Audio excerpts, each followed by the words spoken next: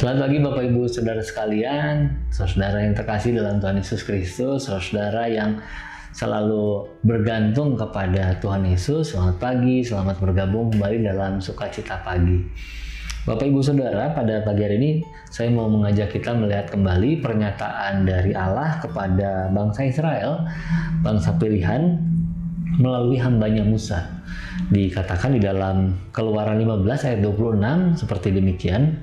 Firman-Nya, jika kamu sungguh-sungguh mendengarkan suara Tuhan Allahmu dan melakukan apa yang benar di matanya dan memasang telingamu kepada perintah-perintahnya dan tetap mengikuti segala ketetapannya, maka aku tidak akan menimpakan kepadamu penyakit manapun yang telah kutimpakan kepada orang Mesir. Sebab aku Tuhanlah yang menyembuhkan engkau. Ini sebuah janji yang hebat ya, luar biasa ini. Karena kalau kita melakukan apa yang benar, kita memasang telinga atau mendengar perintah-perintahnya dan mengikuti segala ketetapannya, kita akan dijauhkan dari segala penyakit. Oh, luar biasa saudara ya. Jadi sumber atau cara kita untuk terbebas dari segala penyakit adalah melakukan apa yang benar, memasang telinga, mengikuti perintahnya, dan mengikuti ketetapan-ketetapannya. Saudara, memang kalau kita membandingkan hidup kita dengan orang bangsa Israel pada waktu itu, bangsa Israel sedang diajar untuk mengikuti Taurat Tuhan. Mereka dari bangsa yang ada di dalam jajahan Mesir, budak di Mesir, kemudian mereka mau dibawa kepada tanah perjanjian. Mereka harus punya tata cara budaya yang berbeda dengan bangsa-bangsa di sekeliling, sehingga mereka dijamin oleh Tuhan supaya mereka ada perbedaan di antara mereka dengan bangsa-bangsa lain. Salah satunya adalah dengan menjauhkan mereka dari segala penyakit. Memang kita mengingat bagaimana bangsa Mesir itu ditulahi Allah dengan begitu hebat. Sehingga kalau kita mengingat ada darah, ada bermacam tulah itu ya, ada darah, ada penyakit sampar pada ternak misalnya, atau hujan es, dan diakhiri dengan matinya atau diambilnya nyawa dari semua yang sulung di Mesir. Saudara, ini menunjukkan bahwa kalau orang bergantung kepada kekuatannya sendiri, kepada dewa-dewa yang tidak punya kekuatan itu, dibanding dengan bergantung kepada Allah, inilah yang mau ditunjukkan. Inilah hasilnya. Yang satu mati, yang lain hidup. Semua isi tanah Mesir dihinggapi oleh tulah, tetapi di tanah Goshen tidak. Sejak tulah yang keempat itu. Kemudian kita melihat bahwa bangsa Israel keluar dari sana dengan merampas. Alkitab berkata demikian ya, merampasi bangsa Mesir itu. Orang-orang yang tadinya bertindak sewenang-wenang kepada bangsa Israel, kemudian memberi dengan kerelaan. Walaupun mungkin dengan sedikit terpaksa ya, karena ketakutan, karena bisa saja mereka semua yang mati, dikatakan oleh Alkitab demikian. Tetapi pada intinya saudara, bangsa-bangsa lain melihat bagaimana bangsa yang diberkati itu dijauhkan dari segala mara bahaya dan diberkati sedemikian rupa. Saudara, masuk ke dalam perjanjian baru, kita mungkin dibuat terkejut. Ada Lazarus yang diumpamakan Tuhan Yesus seperti orang miskin, kemudian dia meninggal tetapi masuk ke dalam surga, ke pangkuan Abraham.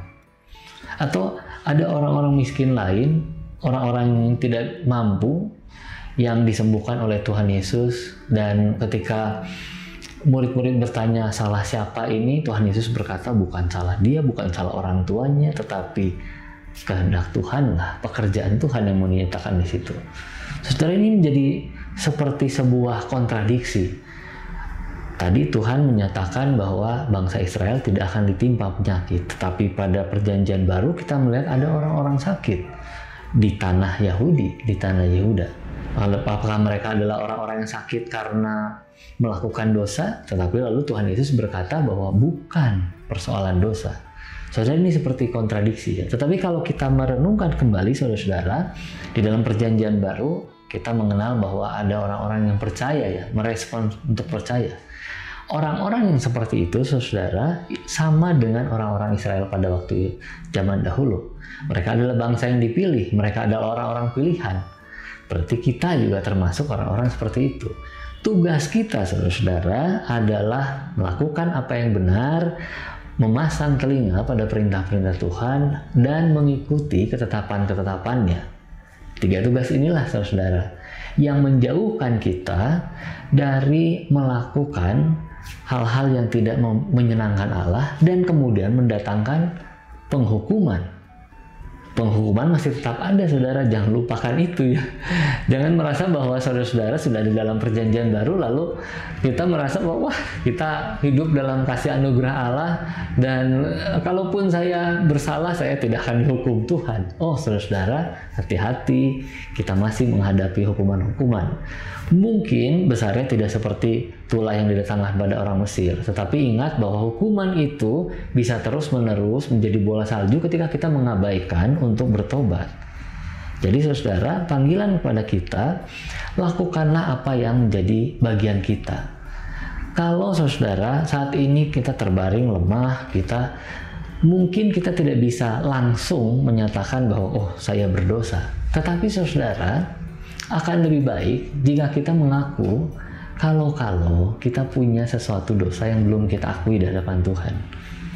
Kalaupun saudara, Tuhan memperkenankan kita mendapat penyakit, Tuhan juga berkata bahwa semua kesembuhannya nanti akan dipakai untuk kemuliaan Allah. Jadi baik kita sakit, baik kita sembuh, baik kita sehat seperti sekarang, semuanya boleh dipakai untuk kemuliaan Tuhan. Mari kita berdoa, saudara. Terima kasih Allah Bapa, kami bisa terus mengingat bagaimana Tuhan menjanjikan hal-hal baik, tetapi juga Tuhan mengarahkan kami untuk menjauhi hal-hal yang tidak baik, yang tidak berkenan di hadapan Allah. Tuhan, kalau sampai hari ini kami masih punya hal-hal yang kami sembunyikan, Bapa di surga, selidikilah hati kami.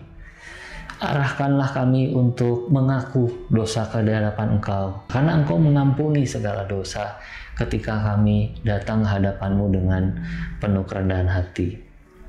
Allah Bapa, terima kasih untuk anugerah-Mu.